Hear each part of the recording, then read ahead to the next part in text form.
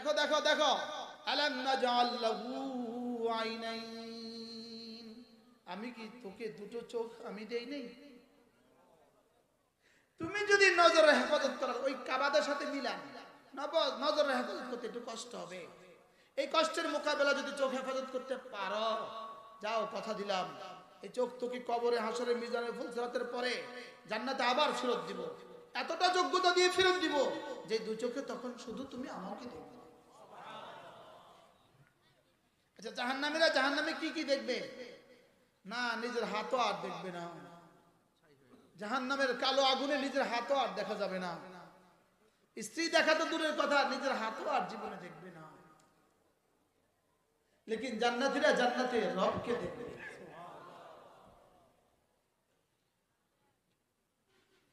রব্বে করিম আমাদেরকে রব্বে করিমের দিদার নসিব করেন। আচ্ছা, তখন কেমন হবে? তখন কেমন হবে? ডাক্তার, আমি আমাকে মাঝে মাঝে বলি, আমাকে আজ থেকে 30 বছর আগে কল্পনাও ছিল না আমার ছেলে হবে, আমার মেয়ে হবে।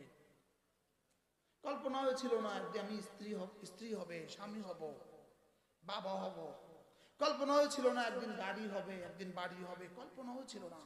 আমি বলি, আল্লাহ, এই কল্পনাগুলো যেমন দেখতে দেখতে বাস্তব হয়ে গেছে, ইনশাআল্লাহ দেখতে দেখতে আমাদের জান্নাতের কল্পনা বাস্তব হবে। দেখতে দেখতে ইনশাআল্লাহ, বলেন ইনশাআল্লাহ।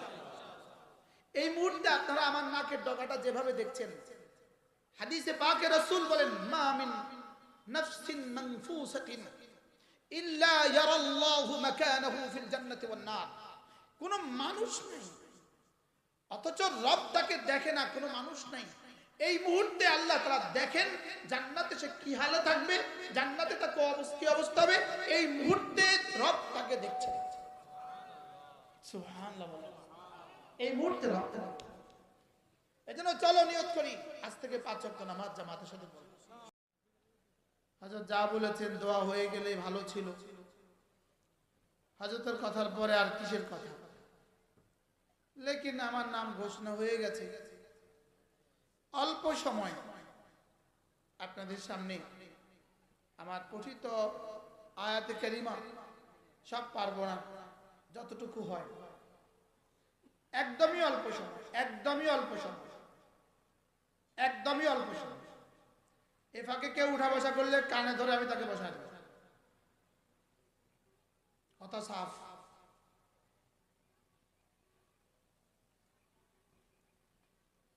অল্প সময়। কোরআনে কারীমের এই সূরাটার নাম সূরাতুল বালাদ। এই সূরার মধ্যে আল্লাহ তাআলা 3টা কসম খেয়েছেন। 1 নাম্বার, মক্কা নগরীর কসম খেয়েছেন। 2 নাম্বার, পিতা বাবা হযরত আদম আলাইহিস সালামের কসম খেয়েছেন। 3 নাম্বার, সন্তানদের কসম খেয়েছেন। সন্তান মানে আমি, আমরা, তুমি, তোমরা, সে, তারা, পুরো দুনিয়ার সমস্ত বনি আদমের কসম খেয়েছে। কসম খেয়ে আল্লাহ তাআলা বলেন, লাকাদ খালাকনাল ইনসানা ফি কাবাদ।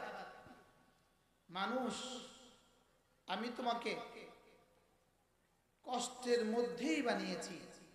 বলেন, কি বলছি বলেন? আমি তোমাকে কষ্টের মধ্যেই তোমাকে আমি বানিয়েছি। তুমি কষ্ট করবা, এজন্যই আমি তোমাকে বানিয়েছি। তুমি দুনিয়াতে কষ্ট উঠাবা, এজন্যই আমি তোমাকে বানিয়েছি। মায়ের পেটে কষ্ট,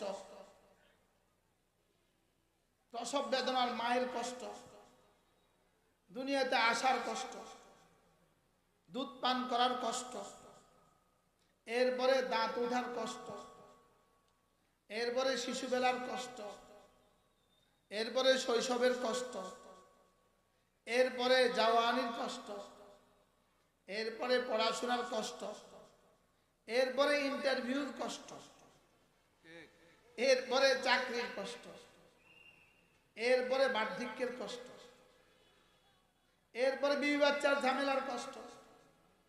রব্বে করিম বলেন লাকাদ খালাকনাল ইনসানা ফি কাবাদ, আমি তোমাকে কষ্টের মধ্যেই বানিয়েছি। তবে কষ্ট কষ্ট দুই কষ্ট, বলেন কষ্ট কষ্ট কয় কষ্ট? যেই কষ্টের সাথে ঈমান আমলের কষ্টও আছে, বলেন কৃষক কষ্ট, এর সাথে যদি ঈমান আমলের কষ্টকে মিলিয়ে নেয়, অটোওয়ালা কষ্ট, এর সাথে যদি ঈমান আমলকে মিলিয়ে নেয়, সিএনজিওয়ালার কষ্ট, এর সাথে যদি ঈমান আমলকে মিলিয়ে নেয়, সমস্ত পেশাজীবী কষ্ট, এর সাথে যদি ঈমান আমলকে মিলিয়ে নেয়, তো তার কষ্ট দুনিয়াতে মওত পর্যন্ত কষ্ট। এরপরে মজা শুরু, এরপরে মজা কি শুরু। আর যদি দুনিয়ার এই কষ্টের সাথে শ্রমিক তার শ্রমের কষ্ট, এই কষ্টের সাথে যদি ঈমান আমলকে না মিলায়, রিক্সাওয়ালা তার রিক্সা চালানোতে কষ্ট, এর সাথে যদি ঈমান আমলকে না মিলায়, শ্রমিক তার শ্রমের সাথে যদি ঈমান আমলকে না মিলায়, রাস্তা যারা ইটের কাজ করে এরা যদি কষ্ট, এরা যদি ঈমান আমলকে না মিলায়, ব্রিকফিল্ডে ইটের কাজ করে, ইটের ভাটায় কাজ করে, এরা যদি ঈমান আমলকে না মিলায়, জেলেরা কাজ করে, এর সাথে যদি ঈমান আমলকে না মিলায়, বাংলাদেশে শুধু এক দল কাজ করতে হয় না, ওরা হলো নেতারা কাজ করতে হয় না, বলেন শুধু কারা কাজ করতে হয় না, বলেন কোনোভাবে যদি কোন দলের নেতা হয়ে যেতে পারে তার আর কাজ করতে হয় না, সে ঢাকা থাকবে অথবা কুমিল্লা থাকবে, অফিসে থাকবে, আর তার নেতারাই রিক্সাওয়ালাদের থেকে চাঁদা তুলে তুলে তার মধ্যে আসবে। হ্যাঁ, আমি মিশা কথা নিয়ে কইছি স্টেজে বসে, ইনি কয় কথা সত্য, স্টেজে বসে আবার মিশা কথা কয় কেমনে বলছে? কথা সত্য। প্রত্যেকটা মানুষের পেছনে কষ্ট আছে, বলেন কি আছে? বলেন আছে না নাই?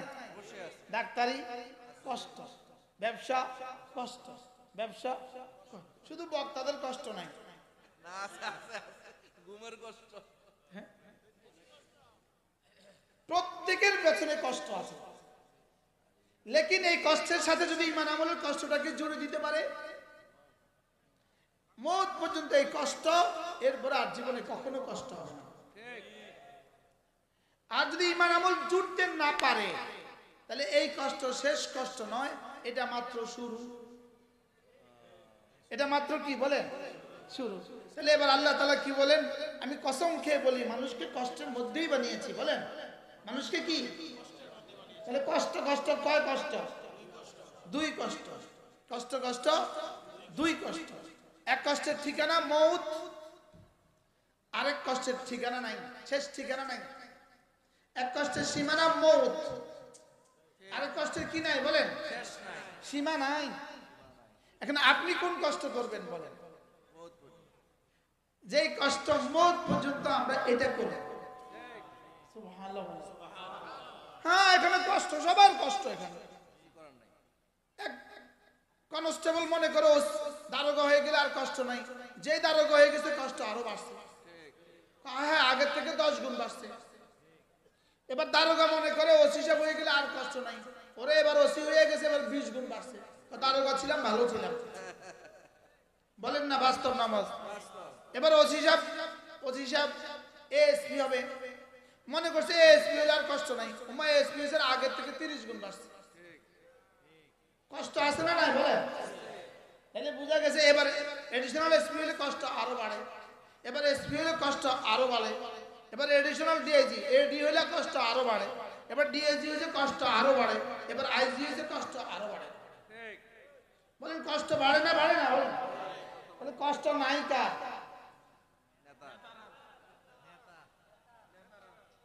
শুধু এই দলে এই দেশে এক দল কাজ নাই, কষ্ট নাই, সেটা কি? লেকিন ধরা খেলে বোঝা যায় কষ্ট কারে কারে। ধরা খাইলে বোঝা যায় কষ্ট কাকে বলে, কিও কয় প্রকার। এবার বলুন তো দেখি, কষ্টের জন্য আমাদেরকে বানিয়েছে, কষ্ট কষ্ট কয় কষ্ট? কি কি? এক কষ্ট দুনিয়াতে শেষ হয়ে যাবে, আর আরেক মৃত্যু পর্যন্ত শেষ হয়ে যাবে, আর আরেক কষ্ট মৃত্যুর পরে শুরু হবে। আমরা কোন কষ্ট উঠাবো বলেন? এই কষ্ট কিন্তু লাজিমি কষ্ট, এটা সকলের জন্য কষ্ট। হুজুরের জন্য কষ্ট, মুফতির জন্য কষ্ট, মুহাদ্দিসের জন্য কষ্ট, এমনকি নবী উমিয়াল আম্বিয়া নবীদের জন্য কষ্ট। এটা কষ্ট, লাজিমি কষ্ট। লেকিন এক কষ্টের পেছনে কি আছে? আল্লামা ইমাম রাজি রহমতুল্লাহ এক আজীব কথা লিখেছেন। তিনি বলেন যে দুনিয়াতে আল্লাহ তাআলা, এই খেয়াল করেন, দুনিয়াতে আল্লাহ তাআলা মজা উঠাবার জন্য দুনিয়া বানানে নাই। তিনি বলেন যে আমরা মনে করি খাবারের মজা উঠাবার জন্য আমাকে বানিয়েছে। আসলে খাবারের মজা উঠাবার জন্য খাবার বানানো নাই, খাবার বানিয়েছে ক্ষুধার কষ্ট থেকে বাঁচার জন্য। যদি খাবারের মজা উঠাবার জন্যই বানাইতো, তাহলে একজন মানুষ তো 2 মুরগি খাওয়ার পরে আর চলে না কেন? 1 মুরগি খাওয়ার পরে আর পারে না কেন? 4টা আম খাওয়ার পরে 5টা খেতে পারে না কেন? একটা ড্রাগন খাওয়ার পরে 2টা খেতে পারে না কেন? তাইলে বোঝা গেছে দুনিয়া খাবারের মজার জন্য দুনিয়া বানায় নাই, দুনিয়া বানিয়েছে কষ্ট থেকে বাঁচার জন্য সাময়িক। সুবহানাল্লাহ। তাহলে এবার বলুন তো দেখি খাবার কেন? আচ্ছা রসমালাই তো অনেক মজা, তো 3 কিলো খান আপনি, পারবে? তাহলে বোঝা গেছে দুনিয়া মজার জন্য বানায় নাই। এবার পোশাকের মজা, না দুনিয়া পোশাকের মজার জন্য বানায় নাই, পোশাক বানিয়েছে শীত আর গ্রীষ্মের কষ্ট থেকে বাঁচার জন্য। সুবহানাল্লাহ বলে। আচ্ছা তাহলে এবার দুনিয়া ঘর কার কত মজা হবে? না দুনিয়া ঘরের মজার জন্য বানায় নাই, ঘর বানিয়েছে বৃষ্টি আর গরম থেকে শীত থেকে বাঁচার জন্য। তাহলে এবার বলুন তো দেখি জীবনে দুনিয়ার সব মজা আসলে মজা নয়, এটা মূলত কষ্ট থেকে বাঁচা। বলেন বিবি কেন? বিবি হলো হারারাতে গালিজা থেকে বাঁচার জন্য। বলেন হারারাতে গালিজা, বলেন হারারাতে গালিজা মানে কি? উষ্ণতা, গরম, শরীরের গরমি থেকে বাঁচার জন্য বিবি। যদি বিবির মজাই হইতো তাহলে 70টা বিবি মজা হইতো না কেন? যদি 70টা বিবির মধ্যে একজনকে ছেড়ে দেয় 22 বছর, বুঝে না কি সে বাঁচবে না, মরে যাবে। তাহলে বোঝা গেছে না এটা মজা না। দুনিয়া আল্লাহ মজার জন্য বানান নাই, দুনিয়া বানিয়েছে কষ্টের জন্য। এই ওয়াজ আজকে জীবনে প্রথম শুনছেন না দ্বিতীয়বার? আমি বলছি প্রথমবার, আমিও পড়ছি প্রথমবার। দুনিয়া আল্লাহ তাআলা মজার জন্য বানান নাই, দুনিয়া বানিয়েছে কষ্টের জন্য। হ্যাঁ খাবার খাবো কেন? ক্ষুধার কষ্ট থেকে বাঁচার জন্য। পানি পান করবো কেন? পিপাসার কষ্ট থেকে বাঁচার জন্য। পোশাক পরবো কেন? শীত আর গ্রীষ্মের কষ্ট থেকে বাঁচার জন্য। ঘর উঠাবো কেন? গরম আর বৃষ্টির কষ্ট থেকে বাঁচার জন্য। বিবাহ শাদী করবো কেন? গরম থেকে বাঁচার জন্য। এবার প্রশ্ন, মজা মূলত কোথায়? মজা বানিয়েছেন রব জান্নাতের জন্য। বলেন বলেন মজা বানিয়েছেন রব কেন? বলেন মজা শুধু জান্নাতে, সেখানে কোনো কষ্ট নাই। সুবহানাল্লাহ বলেন। জান্নাতে খিদার তাড়া নাই, ক্ষুধার কষ্ট থেকে বাঁচার জন্য খাবে না। জান্নাতে পিপাসার কষ্ট থেকে বাঁচার জন্য পান করবে না। জান্নাতে হারারাতে গালিজা থেকে বাঁচার জন্য বিবি ইস্তেমাল করবে না। জান্নাতে শুধুই মজার জন্য করবে। সুবহানাল্লাহ, শুধুই মজা। সুবহানাল্লাহ বলেন।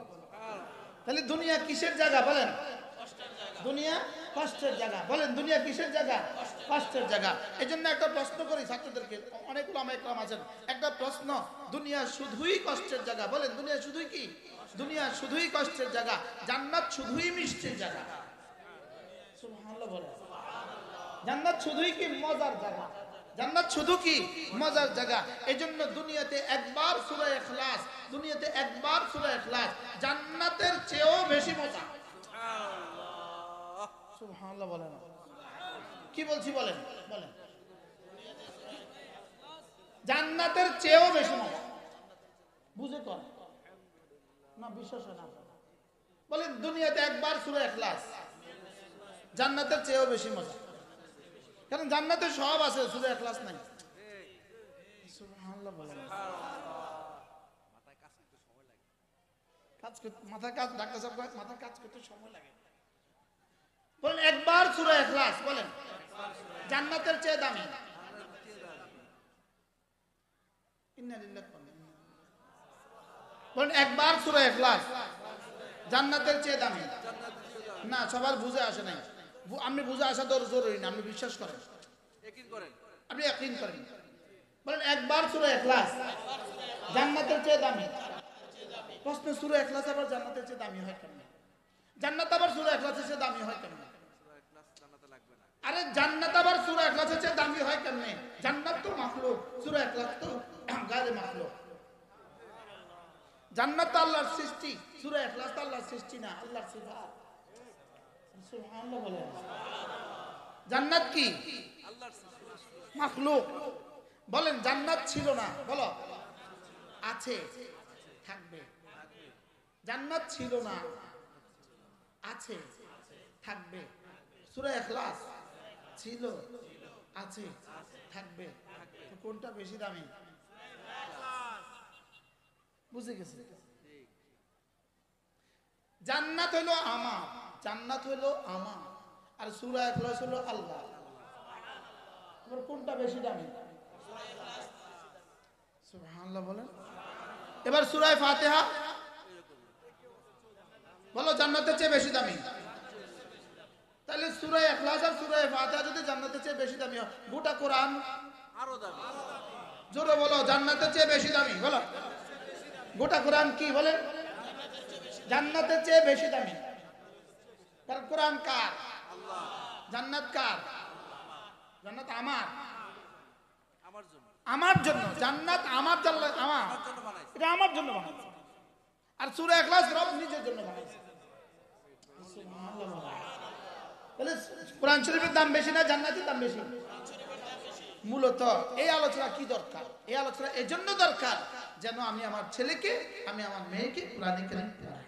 ঠিক কি? জান্নাত, জান্নাতের চেয়ে কোরআনের দাম বেশি। সুবহানাল্লাহ। জান্নাতের চেয়ে কোরআনের কি বেশি? কেন?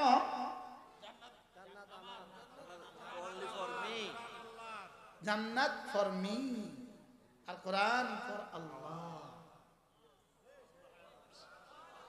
জান্নাত created by the Allah, Quran from the Allah.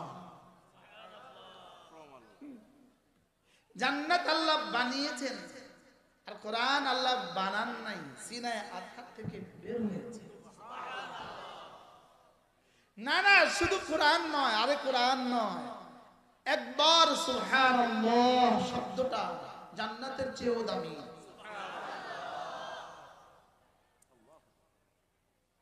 কি বলছি? মুখস্থ